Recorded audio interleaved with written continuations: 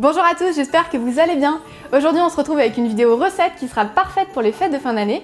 On va réaliser ensemble un pain surprise fait maison que vous pourrez partager avec les amis et la famille à l'heure de l'apéro. Allez, on regarde tout de suite les ingrédients nécessaires.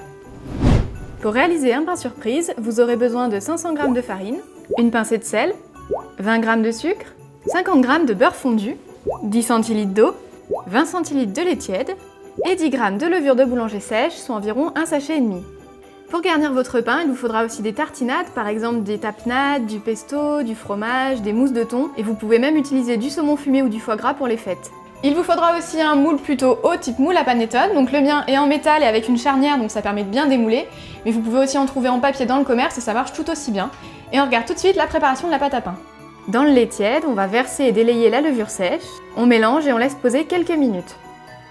On équipe notre robot du crochet pétrisseur, puis on verse la farine, le sucre, le sel, le lait avec la levure diluée et on peut commencer à mélanger.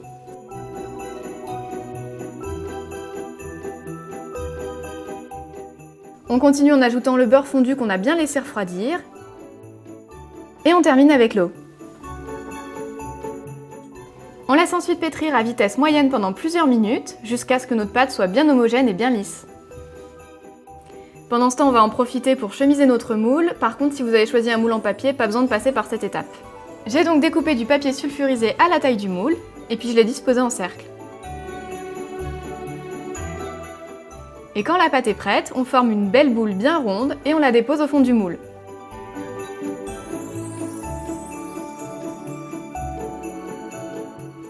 On peut légèrement l'aplatir avec les mains pour qu'elle occupe bien toute la largeur du moule. On couvre maintenant la pâte avec un linge propre et on va la laisser lever 1h30. Moi j'aime bien la mettre près d'un point chaud, à côté d'un radiateur par exemple, comme ça elle lève bien. Et voilà, ma pâte a bien gonflé. Maintenant je vais pouvoir la badigeonner d'un petit peu de lait avant de l'enfourner.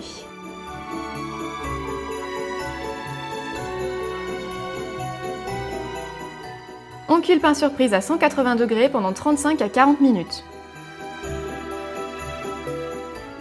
La croûte doit être bien dorée sur le dessus et la lame d'un couteau doit ressortir sèche.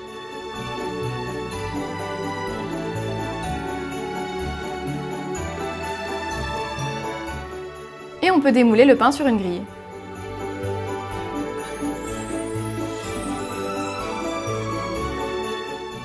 Et voilà, plus qu'à le laisser refroidir. Alors un petit moment, pendant au moins 3 ou 4 heures, ça sera beaucoup plus facile de le trancher après.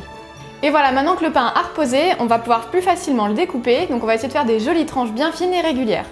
Pour le couper, je vous conseille de le mettre sur le côté et d'utiliser un couteau à pain. On retire d'abord la partie bombée du pain, ça va constituer le couvercle. Puis on va couper des tranches fines de 4 à 5 mm d'épaisseur, pas plus.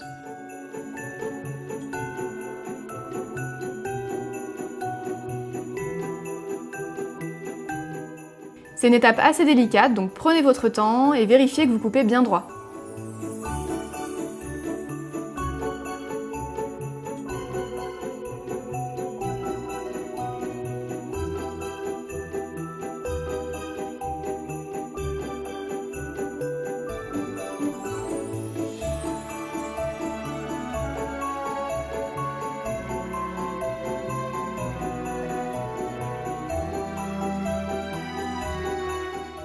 Et pour les dernières tranches, pour éviter de le casser, je l'ai repassé à plat, c'était beaucoup plus simple.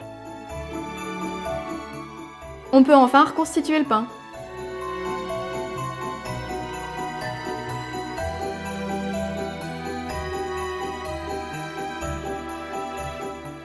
On va maintenant passer au garnissage. Alors là, ce qui est sympa, c'est que vous pouvez vraiment utiliser toutes les garnitures que vous voulez, les varier selon les goûts de vos invités, et vous n'aurez jamais le même pain surprise. Donc pour le mien, j'avais prévu du fromage frais, de la tapenade, un pesto de tomates séchées, un émietté de thon et du saucisson. J'ai commencé à tartiner mes couches par le bas.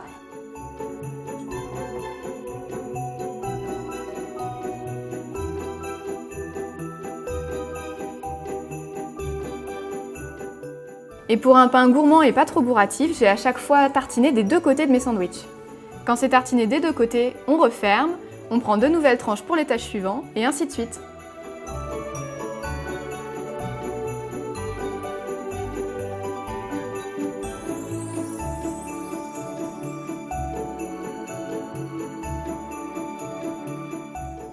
Attention simplement à ne pas tartiner une tranche des deux côtés, sinon vous n'auriez pas l'effet sandwich.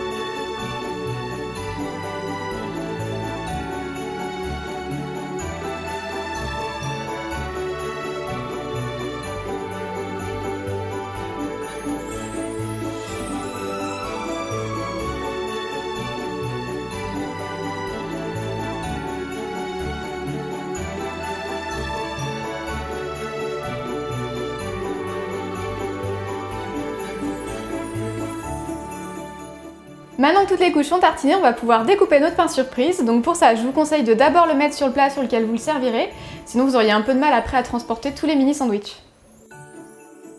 Délicatement et à l'aide du couteau à pain, on va couper toutes les tranches du pain surprise en une seule fois. Moi j'ai choisi de faire 6 sandwichs, mais vous pouvez par exemple en faire 8 si vous préférez.